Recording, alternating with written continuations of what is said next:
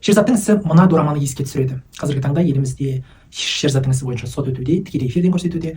Содан мына дорама есіме түсірді. Енді қатты ұқсайды бұл жағдайға деп айта алмаймын. Дегенмен де бұл жерде де сот, бұл жерде де судья, бұл жерде де кәмелетке толмағандар.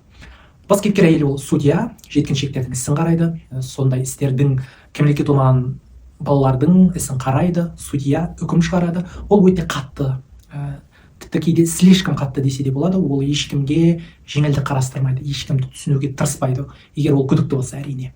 Неге ол бұлай қатты? Өйткені оның өмірінде өзінде солай болған. Судьяның кішкентай баласын кәмелетке толмағандар өлтіріп тастайды.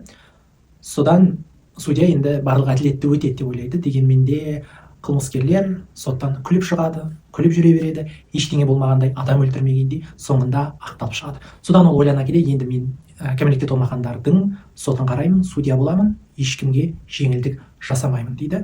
Түрлі кәмелетке толмаған жастардың, балалардың істері қаралады, көрсетіледі. Сондықтан да көруге кеңес беремін дәл осы дораманы. Дораманың аты «Ювенальный суд» немесе «Суд по делам несовершеннолетних». Әрине, видеоның соңын Шерзат үшін деп аяқтағым келеді.